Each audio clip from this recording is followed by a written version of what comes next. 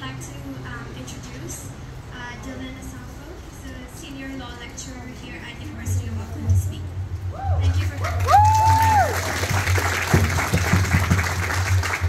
Tēnā koutou katoa no ia e Māori.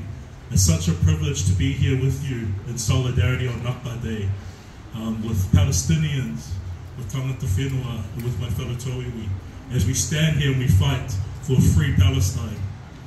On this day, 76 years ago, the West and Zionists came together to expel 750,000 Palestinians from their home, to steal their land, and to try and destroy their culture, their traditions and their ways of life, all to establish an illegitimate settler colonial state of Israel. I want us to remember that 76 years is a whole lifetime.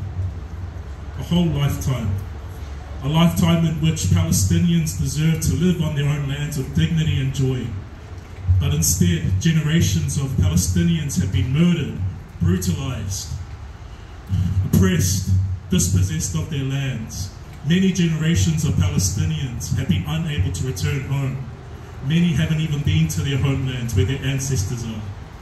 But Zionists are able to go as they please and steal land.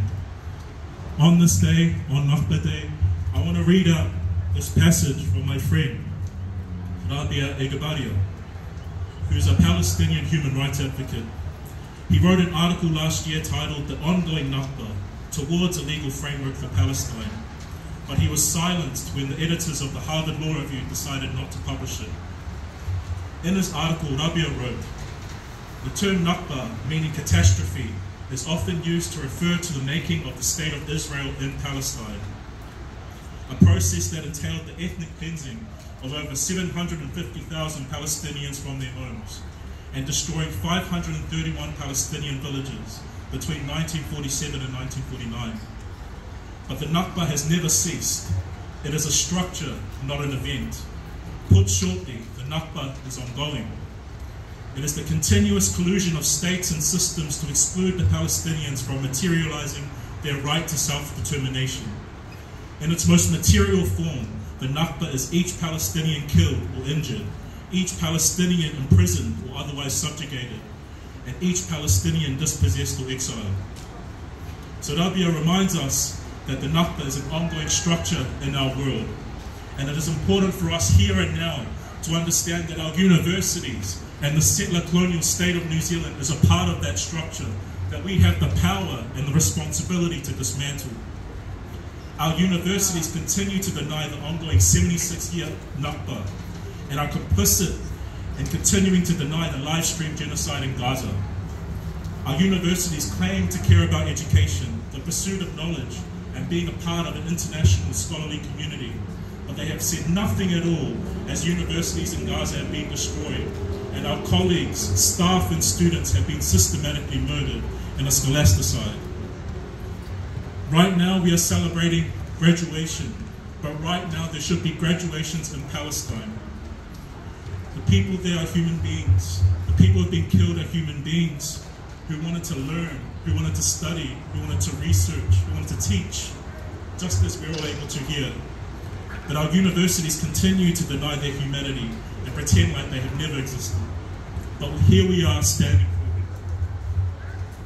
And right now, our university is trying to discourage us from standing up and setting up an encampment and holding them accountable for their complicity in this genocide. They tell us that they care about safety, but they are really more concerned about protecting the feelings of Zionists and more concerned with protecting their money. They're doing what is right. Shame! They're trying to intimidate us with thinly veiled threats of the police and trying to silence us and paint us as the dangerous threats to this campus. But we know the truth. The real danger on this campus is Zionism and white supremacy, and we have to keep speaking the truth no matter what. Now is the time for all of us to be brave. Even though we're 16,000 kilometers away from our Palestinian siblings who are being bombed and attacked, we can stand up and be brave for them here and now. We owe them our courage and our resilience. We owe it to them not to give in to the fear and intimidation tactics of this university, of all universities, and of the New Zealand state, and to counter and dismantle part of the Nakba structure that is here with us now. This is what we can do. This is the least that we can do. We must always be proud of our solidarity and resistance. Wear our kawhias around campus proudly and with the respect that they deserve. Pay no mind to the threats and to the intimidation of Zionists and Zionist sympathizers. And no matter how they try to intimidate us and threaten us and call it hate speech, loudly and proudly say, from the river to the sea, Palestine will be free. From the river to the sea, Palestine will be free. From the river to the sea, Palestine will be free. From the river to the sea, Palestine will be free. Kia ora, thank you so much.